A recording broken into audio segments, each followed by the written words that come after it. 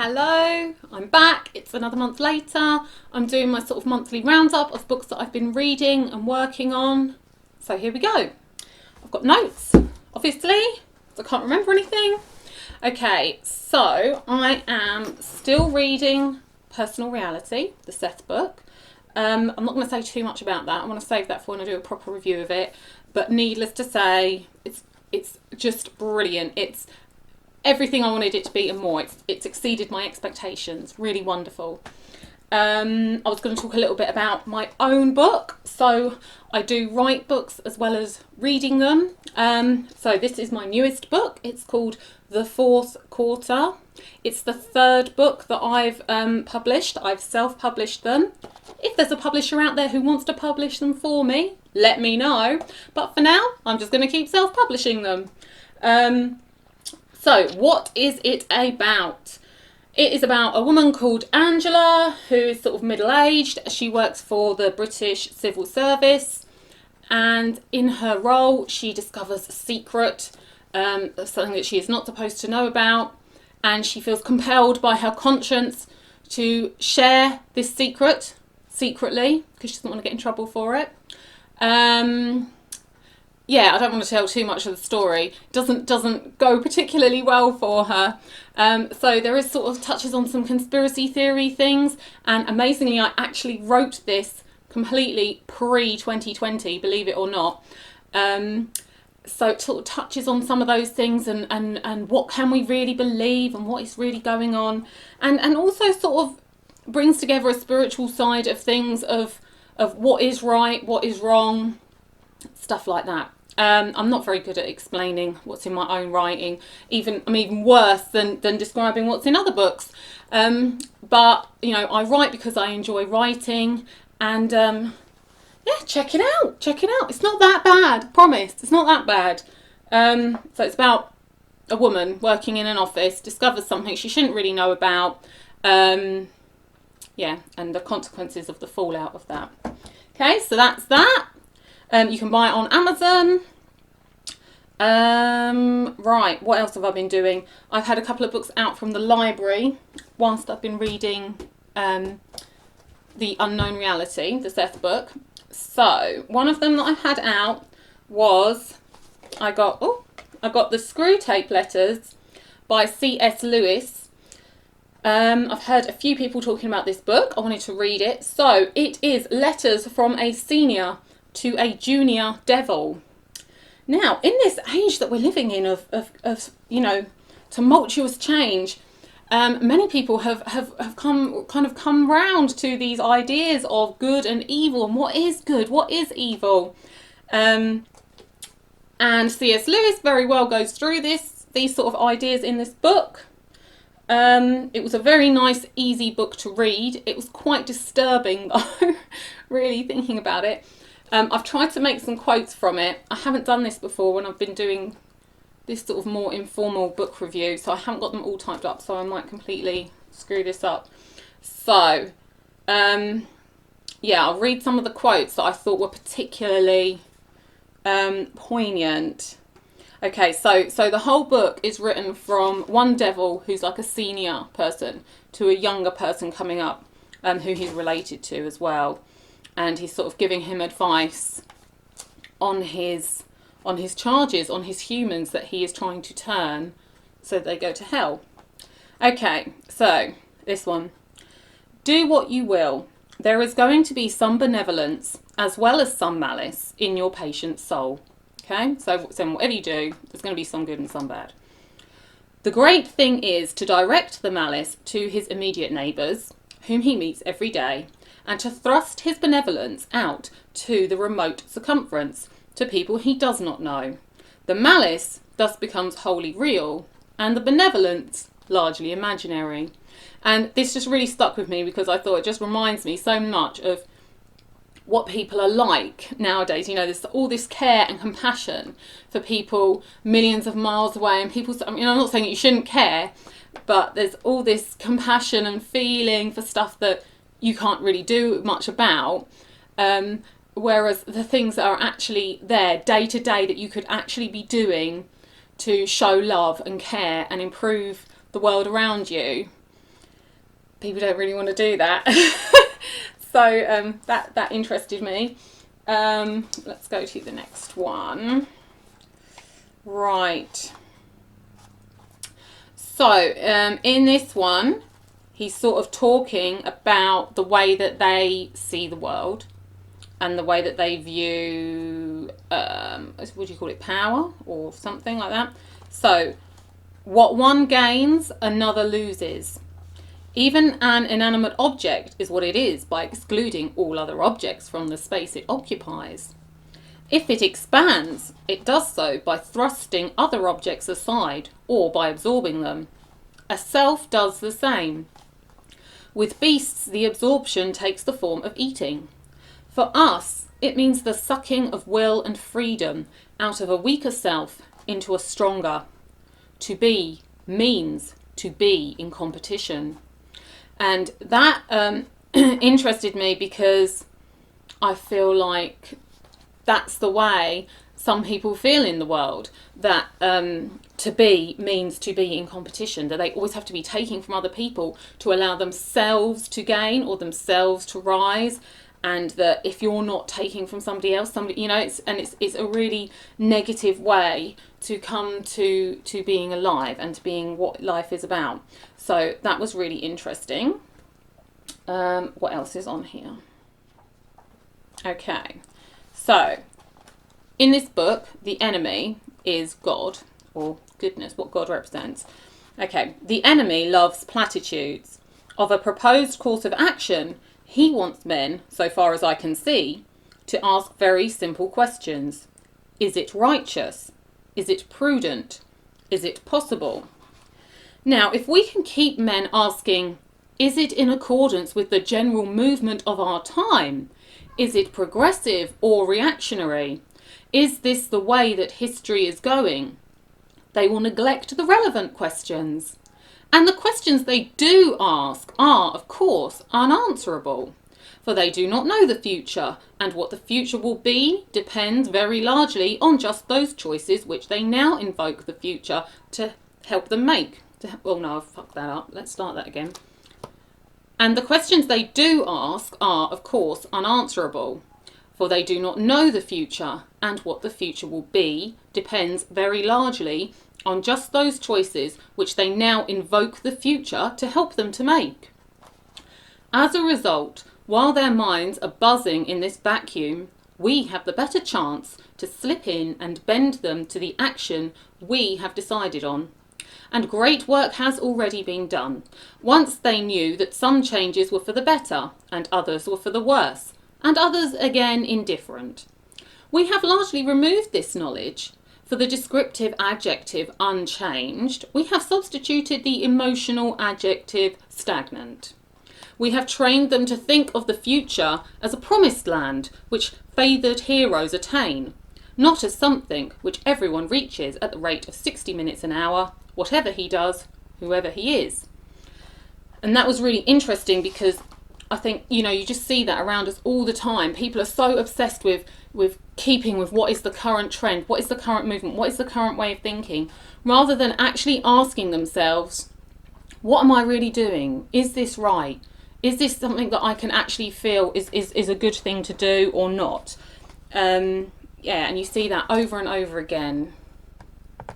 And that was something which, you know, I certainly thought a lot about over the last, well, for a long time anyway, but especially over the last 2 years, really questioning, you know, what is evil, what is good, and what am I doing to contribute to either of those two things, and which side do I want to be on, you know, what do I want to be doing in the world, really, and actually putting my actions in towards doing. Personally, you know, I think it's much more complicated than God and the devil. I mean, Jesus, I don't even know if I can get into talking about this because it's so complex. But, you know, I think the devil could be a personification of the evil of man, very much.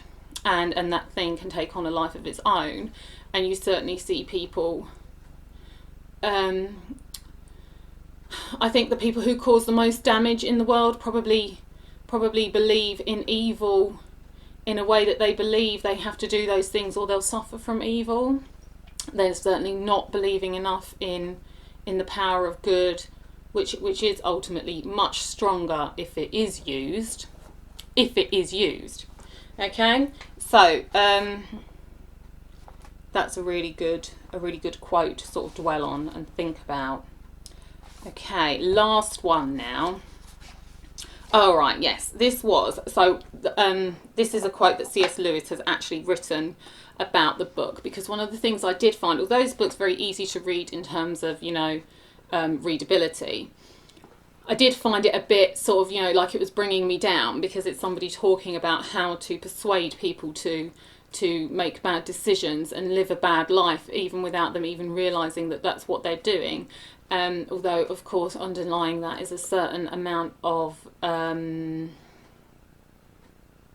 self-denial, like, just pretending that you can't see that you're making the wrong decision.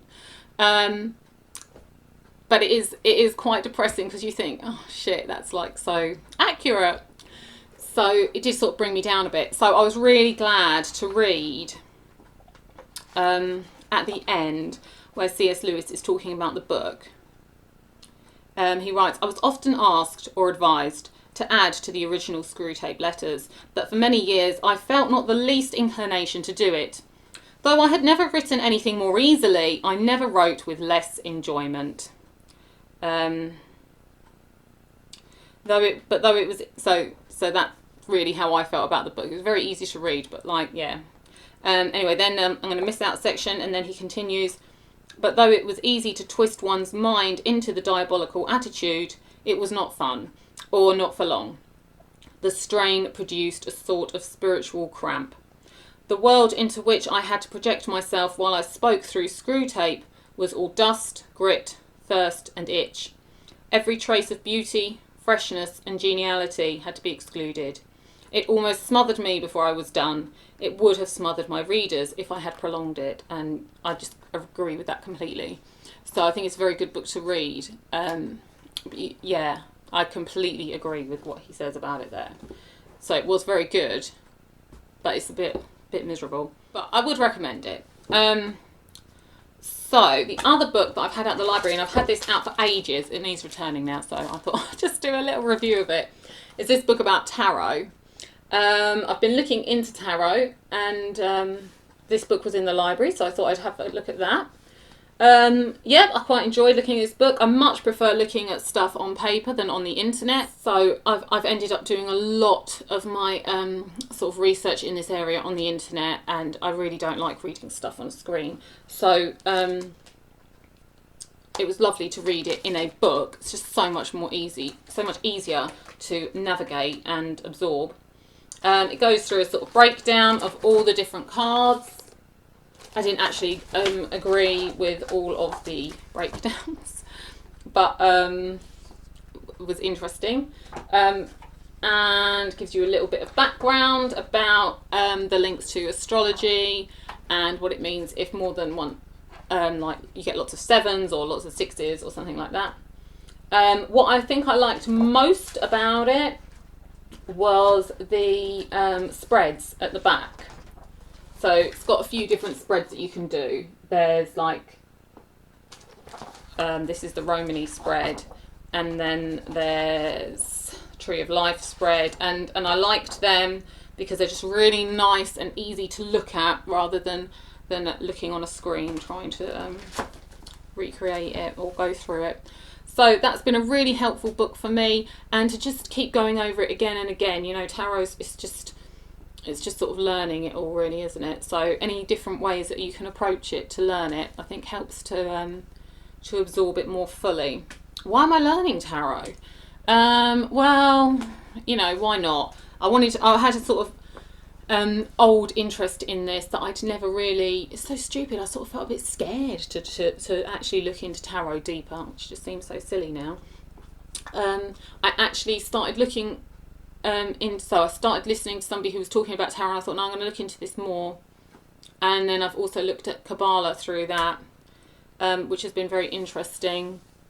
It doesn't talk about Kabbalah in here at all, but they do seem to go together quite well, although they're different angles of approaching it. I don't think tarot is sort of any kind of set in stone thing. I don't think it's anything that's perfect or correct or accurate, but I don't believe that any kind of dogma or religion or tradition is, or Seth or anything. I think that everything is a tool to be used and learnt from, and that's what it is. And tarot it's very, very layered, so it's definitely been helpful with that. You know, learning about life, about what we're here for. I know lots of people aren't interested in that, but you should be. So it's very interesting for that. Oh yes, I was going to talk, I didn't bring anything about it. I was going to talk about, on that theme, and on the themes of doing good action in the world, I'm actually organising an event which is like a spiritual event for people to learn about different spiritual routes. So, and it's not saying this is what you should do, or this, it's just to try and be sort of mind expanding, mind opening.